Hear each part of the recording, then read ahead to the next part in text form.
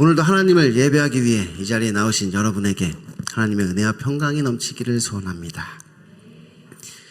이제 욥기의 말씀이 끝나고 이제 오늘부터 호세아서의 말씀이 시작되었습니다. 이 욥기의 말씀이 어떻게 보면 이 순전하고 정직하여 하나님을 경외하며 악에서 떠난 자, 그 욥이 어떤 고난을 당하게 되고 그 가운데 하나님을 만나게 되는 그런 이야기였다면, 이 호세아서는 반대로 호세아가 음란한 여인을 아내로 취하고 음란한 자식을 낳으며 그 가운데 하나님의 말씀을 전하게 되는 그런 이야기입니다. 욥기가 어떤 의인에 대한 이야기였다면 이 호세아서는 죄인의 이야기라고 할 수 있겠지요.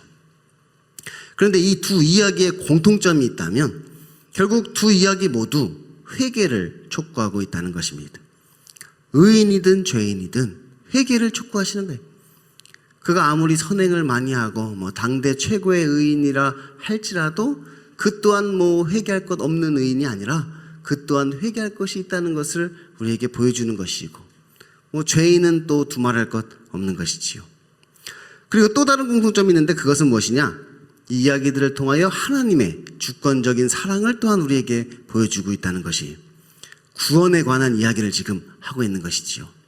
이것은 욥기나 호세아서뿐만 아니라 이 성경 전체의 주제이기도 하죠. 이 성경을 통하여서 우리에게 지금 구원에 대해서 이야기를 하고 있는 것입니다. 그래서 저는 개인적으로 이 욥기보다는 이 호세아서의 말씀에 좀 더 공감이 됩니다. 왜냐하면 지금 저의 모습이 의인보다는 죄인에 더 가깝기 때문이겠죠. 그러니까 이 욥은 뭔가 우리랑은 좀 다른 사람 같아요. 욥이 어떤 의를 행하였고 욥이 변론을 하면서 자기가 행한 어떤 선행들을 이야기하는데, 정말 순전하고 정직하여 하나님을 경외하며 악에서 떠난 자, 그의 삶을 보면 저하고는 뭔가 많이 괴리감이 느껴지는 어떤 그런 삶이고, 그래서 이 욥이 당한 고난은 왠지 제가 지금 당하고 있는 고난과는 좀 다른 고난일 것 같은 그런 느낌을 받게 되는 것이지요. 오히려 우리는 이 욥의 새 친구와 더 닮았다는 것을 이제 깨닫게 됩니다. 위로하고 격려하기는커녕 하나 잘못하는 거 있나 막 눈에 불을 켜고 하나 걸리기만 해봐라 그러면 막 눈에 심지를 켜고 잘못하는 거 있나 없나 막 따지고 드는 그런 모습이, 여러분이 그렇다는 게 아니라 저의 모습이 그렇다는 겁니다. 이 죄인의 모습을 하고 있는 것이에요.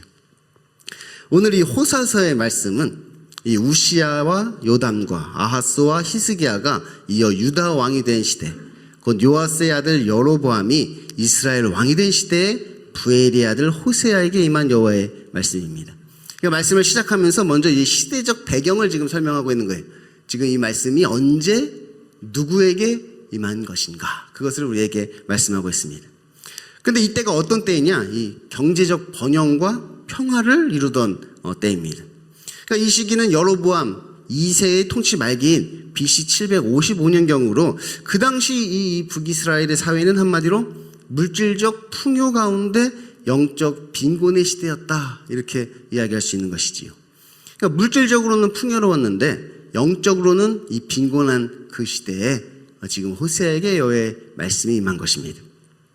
이러한 시대적 배경 속에서 이 호세아는 이스라엘 백성들에게 그들의 죄악을 깨우쳐주고 동시에 하나님이 얼마나 가슴 아파하시면서 그 이스라엘의 회개를 기다리시는지, 또 만약 그들이 끝내 돌아오지 않을 경우 그들에게 임한 그 심판을 경고하기 위해서 지금 이 책을 기록한 것입니다. 이것이 이제 호세아서의 기록 목적이 되는 것이죠. 그래서 오늘 본문을 보면 여호와의 말씀이 호세아에게 임하는 장면이 나옵니다. 너는 가서 음란한 아내를 취하여 음란한 자식들을 낳으라. 이 나라가 여호와를 떠나 크게 행음함이니라.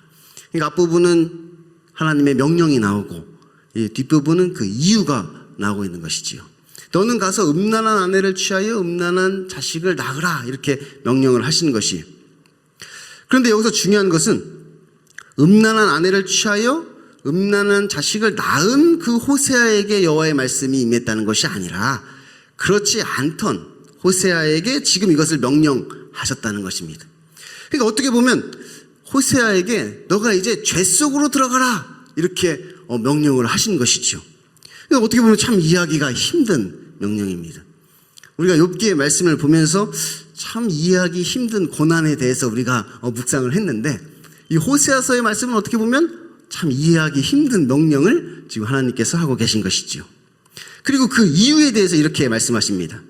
이 나라가 여호와를 떠나 크게 행음함이니라. 그러니까 지금 하나님께서는 이스라엘이라는 이 나라가 얼마나 영적으로 타락하여서 행음하고 있는지를 보여주기 위해서 지금 이 호세아에게 이것을 명령하셨다는 것이에요. 그러니까 사실 이 명령은 뭐 일상적인 명령은 아니고, 이 이스라엘이 얼마나 타락하였는지, 얼마나 행음하고 있는지를 보여주시기 위해서, 한마디로 예표를 삼기 위해서 지금 호세아에게 이것을 명령하셨다는 거예요. 음란한 여인과 결혼해서 음란한 자식을 낳는 것을 통하여서 지금 이 이스라엘이 얼마나 행음하고 있는지를 보여주는 예표로 삼기를 원하셨다는 것이지요. 그리고 또한 이렇게 범죄하여 영적으로 타락한 이스라엘 백성들을 구원하기 위해서 또한 이런 명령을 하고 계신 것입니다. 그들을 회개케 하기 위해서 또한 지금 이런 명령을 하고 계시다는 것이에요. 그래서 이 호세아가 실제로 그 명령에 따라 행합니다. 이에 저가 가서 디블라임의 딸 고멜을 취하였더니 저가 잉타하여 아들을 낳음에 여호와께서 호세아에게 이르시되 그 이름을 이스르엘이라 하라. 조금 후에 내가 이스라엘의 피를 예후의 집에 갚겠으며 이스라엘 족속의 나라를 폐할 것임이라. 그날에 내가 이스라엘 골짜기에서 이스라엘의 활을 꺾으리라 하시니라. 그래서 이 호세아가 실제로 이 고멜이라는 음녀와 결혼하여서 이제 아들을 낳게 되는 것입니다. 그리고 이제 하나님께서 직접 그 자식들의 이름을 지어 주시는데, 이게 그냥 얼핏 보면 지금 이것이 무슨 말인가 좀 헷갈릴 수가 있습니다. 지금 하나님께서 뭐 폐하시겠다는 건지, 아니면 세우시겠다는 건지, 하나님께서 긍휼히 여기지 않으시겠다는 건지, 긍휼히 여기시겠다는 건지, 내 백성이 맞다는 건지, 내 백성이 아니라는 건지 얼핏 들으면 좀 헷갈릴 수 있어요. 먼저 하나님께서 이 첫째 아들의 이름을 이스르엘이라고 지어주셨습니다. 이 이스르엘의 뜻은 무엇이냐? 하나님이 씨를 뿌리실 것이다, 그런 뜻이. 하나님이 씨를 뿌리실 것이다, 흩으실 것이다, 그런 뜻을 가지고 있는 것이. 그래서 하나님의 심판과 재건의 의미가 담겨진 이름이 이스라엘인 것입니다. 그러니까 하나님이 씨를 뿌리실 때 이렇게 흩으시잖아요. 그러니까 이거 흩으시는 것은 심판이라고 할 수 있겠죠. 근데 이렇게 씨를 흩어서 뿌리면 그 흩어진 그 자리에서 또 싹이 나서 이제 열매가 맺히잖아요. 그래서 재건이라고 또 할 수 있죠. 그래서 하나님이 씨를 뿌리신다는 말은 하나님께서 심판을 하시고 또 재건을 하신다, 그런 의미를 담고 있는 것이에요. 그래서 이 이스라엘 골짜기가 어디냐? 이 나봇의 포도원이 있었던 곳이 바로 이 이스라엘 골짜기입니다.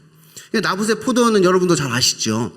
그 아합이 이 나봇의 포도원이 탐나서 이 포도원을 차지하기 위해서 이 이세벨이 꾀를 내가지고 이 나봇을 죽이고 그 포도원을 차지하게 되잖아요. 그래서 이 아합이 이 나봇의 포도원을 빼앗았단 말이에요.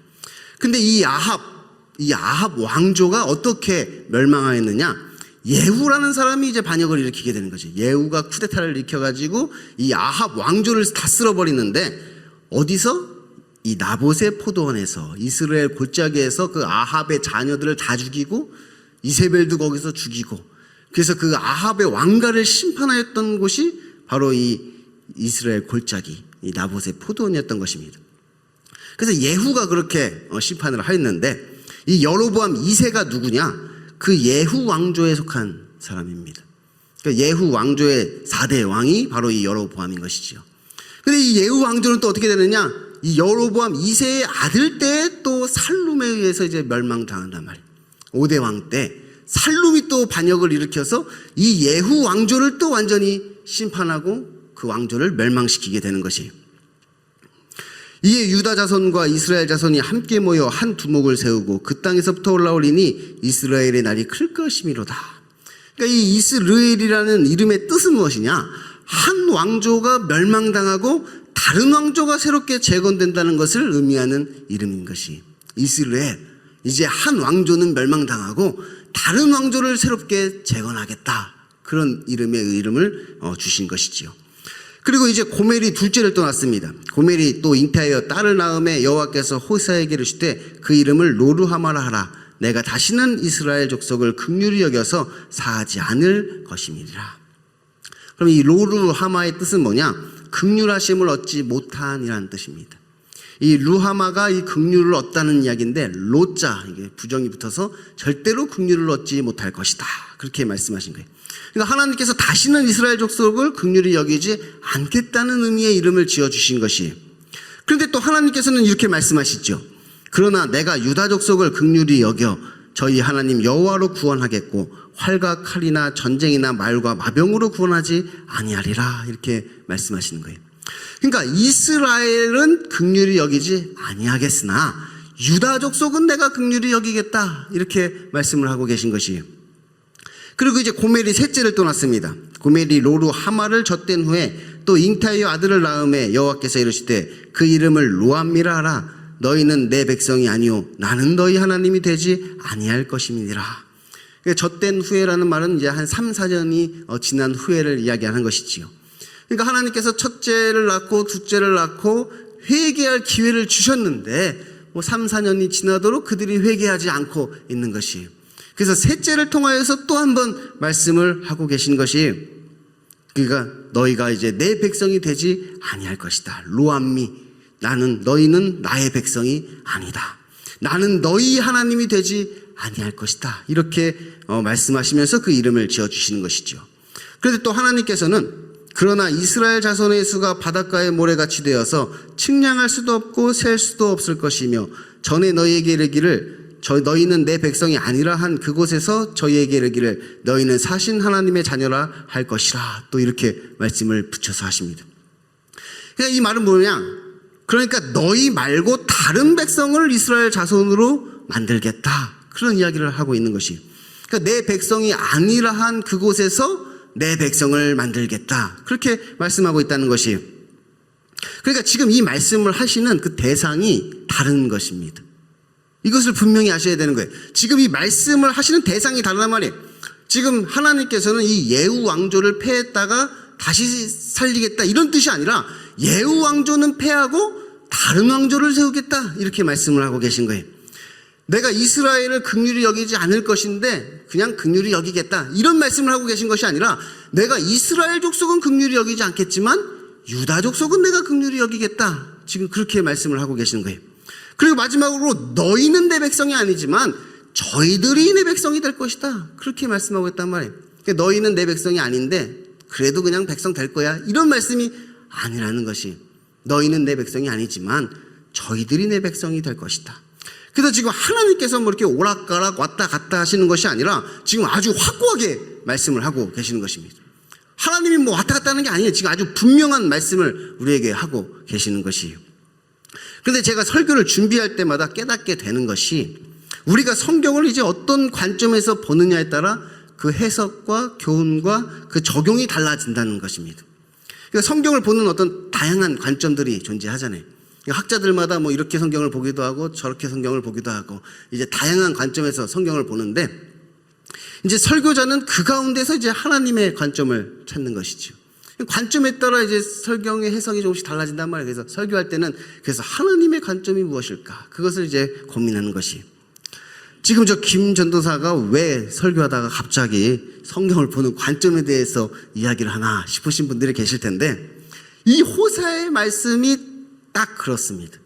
그러니까 어떤 관점에서 보느냐에 따라서 그 해석과 교훈과 적용이 완전히 달라지게 되는 것이. 물론 다른 성경의 다른 본문들도 뭐 마찬가지지만 이 호세아서는 특히나 완전히 달라집니다. 그런데 뭐 성경을 보는 그러한 다양한 관점 중에서 뭐 하나만 맞고 나머지가 뭐 다 틀렸다는 이야기는 아닙니다. 관점이 다를 뿐이죠. 사실 저도 옛날에는 그렇게 생각을 했어요. 하나만 맞다고 생각을 했어요. 이 성경에 여러 가지 해석들이 있지만 그 중에 하나만 맞고 나머지는 다 틀렸다. 그렇게 저도 옛날에는 생각을 했습니다. 그래서 그 하나님의 관점으로 옳은 해석이 무엇인가를 막 골몰하게 생각을 했었죠.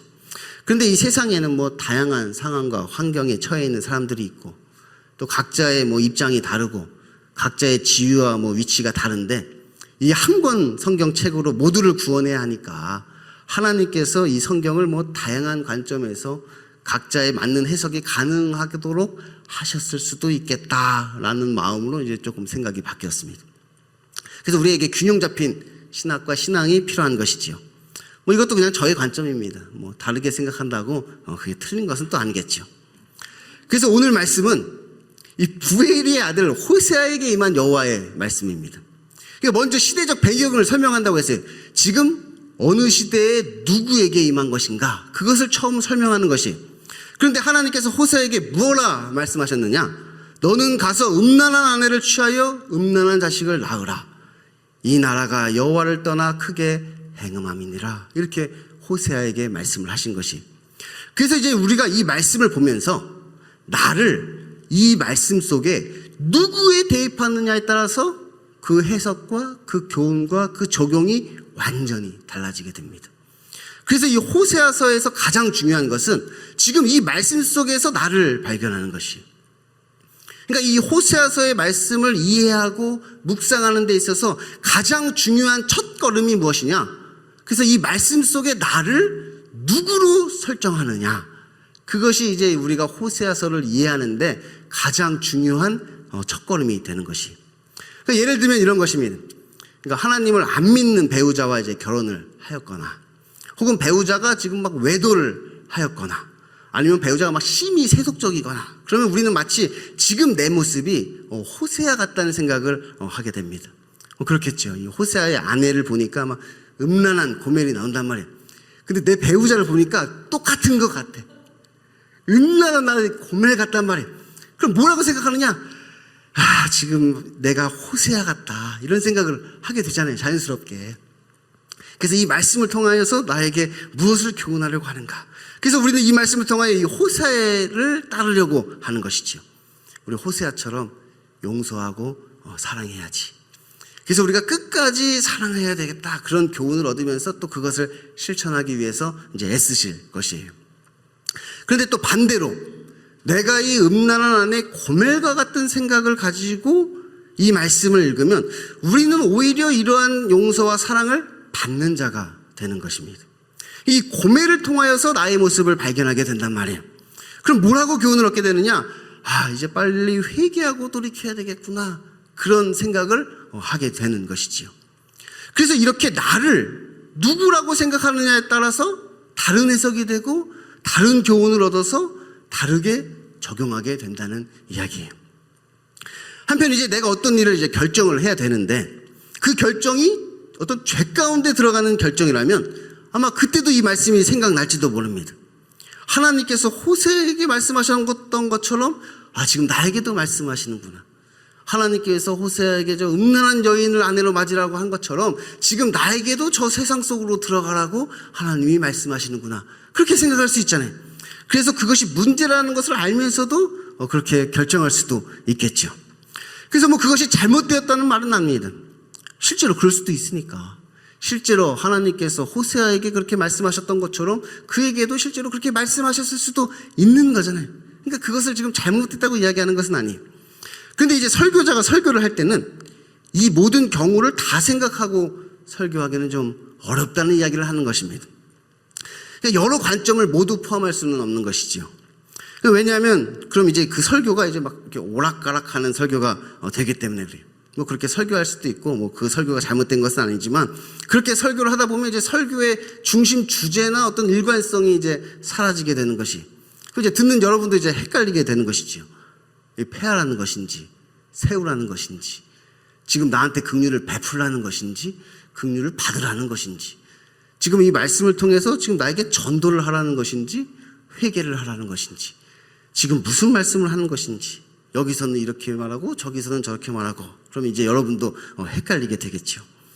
그래서 설교할 때는 어쩔 수 없이 이제 하나님의 관점에서 이제 설교를 하게 된다는 것이에요. 제가 이 이야기를 왜 하느냐? 여러분이 큐티를 하시잖아요. 이 말씀을 가지고 이제 큐티를 하는데, 여러분이 개인 묵상할 때는 그럴 수 있다는 거예요. 개인 묵상할 때는 내가 처한 상황과 환경이 다르고 또 나의 입장이 있고 나의 어떤 묵상이 있으니까, 그때는 여러분의 입장에서 여러분의 관점에서 여러분의 상황에 따라서 그렇게 해석하고 교훈을 얻고 적용할 수도 있다는 이야기를 하는 거예요. 그러니까 이제 설교를 할 때 그것이 마음에 부딪히실까봐 미리 말씀을 드는 겁니다. 이제 본론으로 들어가기에 앞서서. 이제 본론으로 들어가면 이 호세아라는 이름의 뜻이 무엇이냐? 호세아는 구원자라는 뜻입니다. 그러니까 예수님하고 이름이 같아요. 그러니까 예수와 호세아와 여호수아는 이름이 같습니다. 그러니까 우리가 다르게 이야기하지만 같은 이름이에요. 예수, 호세아, 여호수아. 똑같은 이름을 가지고 있는 거예요. 그러니까 이름도 똑같은데 당연히 이 호세아는 예수 그리스도의 예표가 되겠지요. 제가 지난주 성경대학에서 그 성경대학의 주제가 성경의 주인공은 예수님이다, 이런 주제로 우리가 담임 목사님에게 강의를 들었는데 맞는 말이에요. 성경의 주인공은 예수님이죠. 그래서 호세에게 하신 이 명령은 예수님에게 임한 말씀이란 말이에요. 그런데 이 말씀을 언제 하셨느냐? 물질적으로는 풍요롭지만 영적으로는 빈곤한 시대에 지금 이 말씀을 하신 것이에요. 그러니까 이 말씀을 1차적으로는 그 당시 독자들에게 했을 테고 2차적으로는 예수님이 이 땅에 오신 그 로마 시대를 기준으로 말씀을 하셨을 테고 3차적으로는 이제 이 말씀을 듣는 우리에게 지금 이 말씀을 하고 계신 것이겠죠. 그래서 오늘 새벽에 강두현 목사님이 설교하신 것처럼 이 물질적으로는 풍요롭지만 영적으로는 빈곤한 시대가 언제냐? 지금 우리 시대를 이야기하고 있다는 것이에요. 그래서 이러한 시대적 배경 속에서 호세아는 우리들의 죄악을 깨우쳐주고 동시에 하나님께서 얼마나 가슴 아파하시면서 우리들의 회개를 기다리고 계시는지, 또 만약 우리가 끝내 돌아오지 않을 경우 우리에게 임할 그 심판을 경고하기 위해서 지금 이 말씀을 하고 계시다는 거예요. 이것이 호세아서의 중심 주제인 것이지요. 그래서 오늘 본문을 보면 하나님께서 예수님에게 지금 말씀을 하고 계신 것입니다. 너는 가서 음란한 아내를 취하여 음란한 자식을 낳으라. 이 나라가 여호와를 떠나 크게 행음함이니라. 그러니까 예수님은 죄가 없으신 분인데 죄 없으신 그분에게 지금 죄 속으로 들어가라, 그렇게 하나님께서 말씀하셨다는 거예요. 그래서 그분이 성육신하여서 이 땅에 오시게 된 것이지요. 그런데 한 가지 이상한 것은 그 자식들도 음란하다는 것입니다. 그러니까 호세아가 예수님이라면 적어도 그 자식들은 거룩해야 될 거 아니에요. 그러니까 너가 음란한 아내를 취하여 거룩한 자녀를 낳아라, 이렇게 해야 맞을 것 같은데 음란한 여인을 취하여 음란한 자식을 낳으라, 그렇게 지금 말씀하고 계시다는 거예요. 하나님께서는 이 첫째 아들의 이름을 이스르엘이라고 하셨습니다. 하나님의 심판과 재건의 의미를 담고 있는 이름이라고 했죠. 이에 유다 자손과 이스라엘 자손이 함께 모여 한 두목을 세우고 그 땅에서부터 올라오리니 이스라엘의 날이 클 것이미로다. 여기서 한 두목이 누구를 가리키나요? 한 두목은 예수님을 지금 가리키고 있는 거죠. 그러니까 예수 그리스도를 왕으로 하는 새로운 왕조를 세우시겠다, 지금 이렇게 말씀하고 있는 거예요. 그래서 저 왕조를 폐하고 예수 그리스도를 새로운 왕조로 세우시겠다. 그런데 그러기 위해서는 이제 옛 왕조는 멸망해야 하는 것입니다. 사탄 마귀가 왕으로 있던 그 왕조는 멸망당해야 하는 것이지요. 그런데 지금 하나님께서 그 일을 하시겠다고 지금 우리에게 말씀하시는 거예요. 그래서 이 호세아서는 심판과 구원을 동시에 말하고 있는 것입니다. 심판과 구원을 동시에 얘기한다면 헷갈린단 말이에요. 심판하시겠다는 것인지 구원하시겠다는 것인지 헷갈리는데 이 두 가지를 동시에 말하는 것이, 이 마귀가 왕으로 있던 그 왕조는 패할 것이고 예수 그리스도가 왕으로 계시는 새로운 왕조를 내가 재건하겠다, 그렇게 말씀하고 계시는 거예요. 그런데 그 일이 우리에게 이루어지기 위해서는 우리가 하나님의 긍휼을 받아야 하는 것입니다. 고멜이 또 잉타하여 딸을 낳음에 여호와께서 호세아에게 이르시되 그 이름을 로르하마라 하라. 내가 다시는 이스라엘 족속을 긍휼히 여겨서 사하지 않을 것임이라.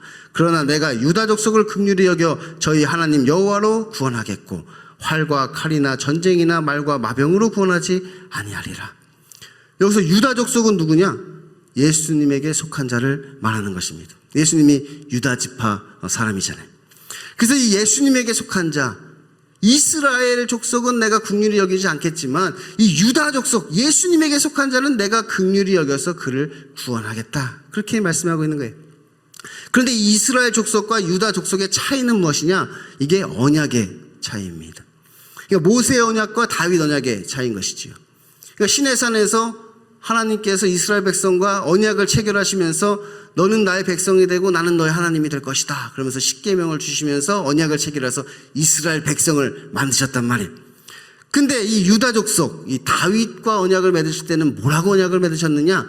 내가 너에게 영원한 왕위를 허락하노라. 네 후손이, 너의 자손이 영원한 왕위를 가지게 될 것이다, 그것을 다윗에게 약속하셨죠. 이것이 이스라엘 족속과 유다 족속의 차이란 말이에요. 언약의 차이. 한마디로 율법과 복음의 차이인 것이에요. 그러니까 우리가 하나님의 긍휼을 받기 위해서는 율법이 아니라 복음을 의지해야 된다는 거예요. 그래서 여호와로 구원하겠다 이렇게 말씀하시는 거예요. 내가 너희를 활이나 칼이나 전쟁이나 말이나 마병이나 뭐 너희의 어떤 행위로 구원하는 것이 아니라 여호와로 구원하겠다. 율법이 아니라 복음으로 구원하겠다고 지금 우리에게 말씀하고 있는 것이에요.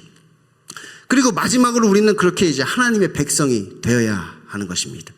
여호와께서 이러시되 그 이름을 로암미라 하라. 너희는 내 백성이 아니요 나는 너희 하나님이 되지 아니할 것임이라. 그러나 이스라엘 자손의 수가 바닷가의 모래같이 되어서 측량할 수도 없고 셀 수도 없을 것이며 전에 너희에게 이르기를 너희는 내 백성이 아니라 한 그곳에서 저희에게 이르기를 너희는 사신 하나님의 자녀라 할 것이라. 이 말씀을 보면 이제 아브라함에게 하신 약속이 이제 생각나지요. 하늘의 별과 같이 모래와 같이 내 자손을 많게 하리라. 근데 그 아브라함의 자손이 또 누구인가요? 예수님이 아브라함의 자손이란 말이에요. 그러니까 지금 이 말씀은 육적인 아브라함의 자손이 하나님의 백성이 되는 것이 아니라 영적인 하나님의 백성, 영적인 아브라함의 자손이 이제 하나님의 백성이 될 것임을 우리에게 말씀하는 것이에요. 그런데 하나님께서는 지금 내 백성이 아니라 한 그곳에서 저희에게 이르기를 너희는 사신 하나님의 자녀라 할 것이라고 지금 말씀하시는 것이에요. 이 말씀의 1차적인 의미는 무엇이냐? 저 북이스라엘이 아니라 이제 다른 나라가 내 백성이 될 것이다. 그런 이야기란 말이에요. 2차적인 의미는 무엇이냐? 저 유대인들이 아니라 저 이방인들이 내 백성이 될 것이다. 너희가 개와 돼지와 같이 여기던 저 이방인들을 내 백성으로 삼겠다. 그런 말씀입니다.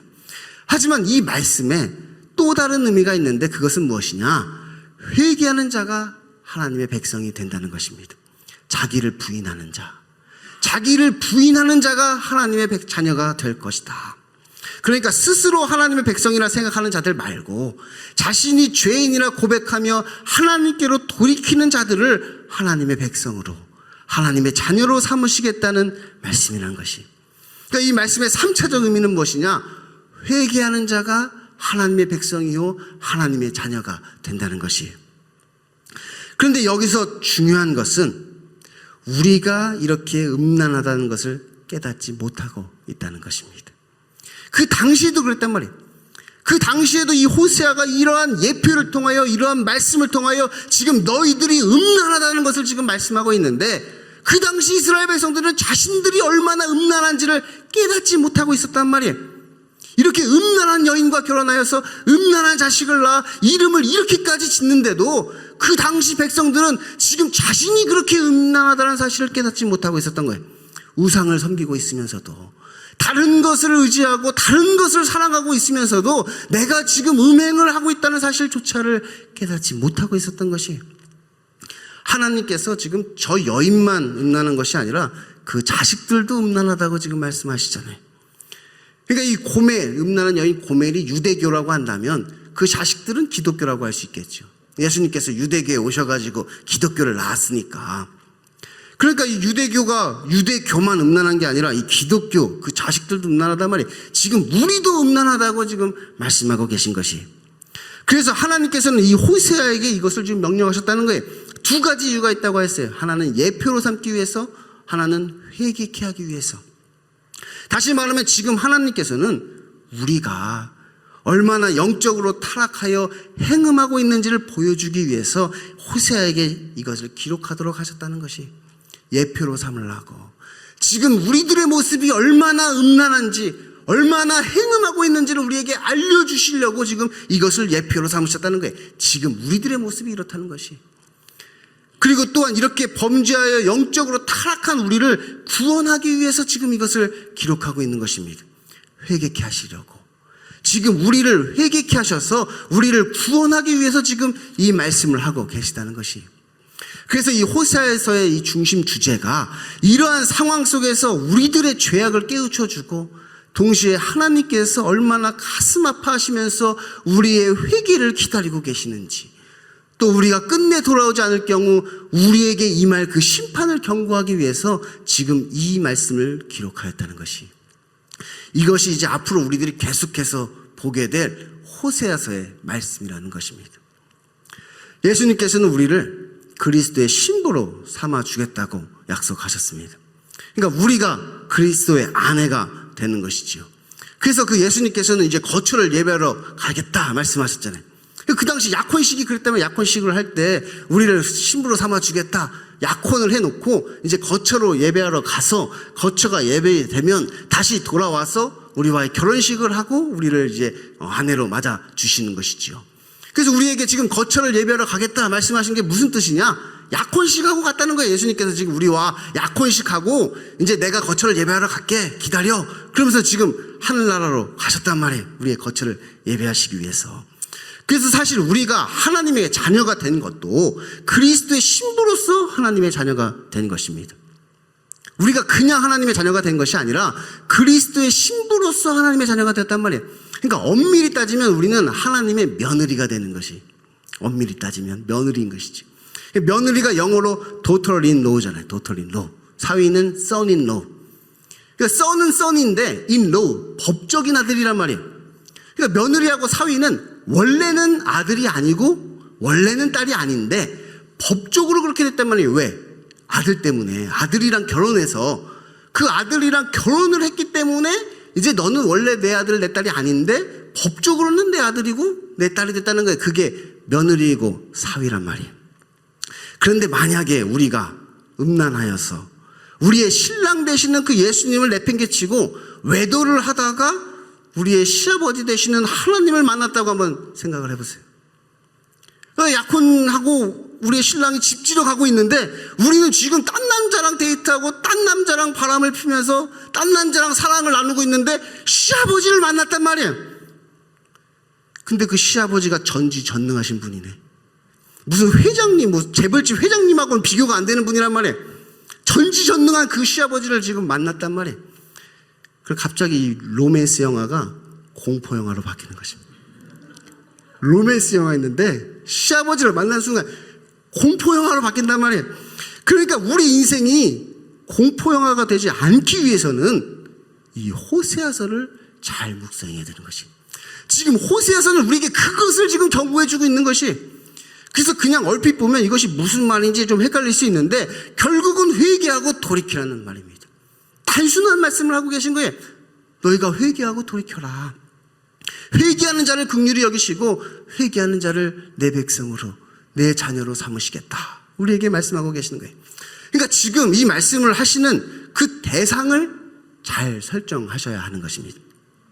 지금 누구에게 이 말씀을 하고 계시는가? 지금 내 배우자에게 이 말씀을 하고 계시는 것인가? 내 옆 사람에게 이 말씀을 하고 계신 것인가? 아니면 바로 나에게 이 말씀을 하고 계신 것인가? 그래서 이 말씀을 들으면서 자꾸 오락가락 하지 말고 아주 확고하고 분명하게 깨달아야 하는 것이, 이 말씀을 통하여 예수 그리스도를 발견해야 된다는 것이, 예수 그리스도의 그 용서와 사랑을 우리가 깨닫게 되어야 하는 것입니다. 이 말씀을 통해서 나만 발견되면 안 된다는 거예요. 말씀을 묵상하면서 나만 발견되고 예수님이 없으면 안 된단 말이에요. 우리가 명절에 이제 시댁 가잖아요. 시댁에 가는 이유가 뭔가요? 남편 때문에 가는 거잖아요. 시댁에 뭐 남편이 있으니까 가는 거지. 나 혼자 있으면 갈 필요가 별로 없잖아요. 그 남편 때문에 시댁 가는 거란 말이에요. 남편 시댁이니까 가는 거란 말이에요. 근데 명절에 시댁에 나 혼자 가면 뭐 어쩌냔 말이에요. 시댁을 가는데 나 혼자 가면 그냥 종처럼 그냥 일만 하다 올 뿐이에요. 아들이 없으면은 뭐 소용이 없는 거란 말이에요. 가서 그냥 종이 돼서 그냥 일하다가 오는 것 뿐이죠. 근데 뭐 혼자 가는 것도 아니고 이제 시댁을 가는데 다른 남자 손잡고 가면 어떻게 되냐 말이에요. 시댁에 가는데 다른 남자 손잡고 간단 말이에요. 아들이 아니라 다른 남자. 마지막 하나님의 심판대 앞에 우리가 가는데 아버지 저 왔어요 그러면서 예수 그리스도가 아니라 다른 남자 손 붙잡고 그 심판대 앞에 아버지 부르면서 가면 어떻게 되냔 말이에요. 그 시아버지의 진노를 감당할 수가 없는 것이, 그 시아버지의 진노를 어떻게 감당하냔 말이에요. 물론 여러분에게 뭐 더 공감되는 말씀이 있을 수 있습니다. 저도 뭐 욥기보다는 이 호세아서의 말씀이 더 공감된다고 했잖아요. 그런데 욥기든 호세아든 뭐 다른 성경이든 우리가 예수님을 발견할 때 구원을 얻을 수 있게 되는 것입니다. 예수님이 주인공이란 말이에요. 그래서 말씀 가운데 예수님이 나타나셔야 되는 거예요. 욥기도 뭐 결국 자기네들끼리 아무리 떠들어봤자 다 소용이 없어. 예수님이 나타나셔야 돼. 하나님이 나타나셔야 된단 말이에요. 그래야 구원이 이루어지는 것이. 결국 말씀 가운데 하나님이 나타나셔야 되는 거예요. 나만 나타나면 안 되고 말씀을 통하여 그 예수님을 우리가 발견할 때 우리가 구원을 얻을 수 있게 되는 것입니다. 이제 욥기의 말씀이 끝나고 오늘부터 호세아서의 말씀이 시작되었습니다. 그러니 이 호세아서의 말씀을 통하여서 예수님을 발견하고 또 그 안에서 나를 발견하게 되는 저와 여러분 될 수 있기를 소망합니다.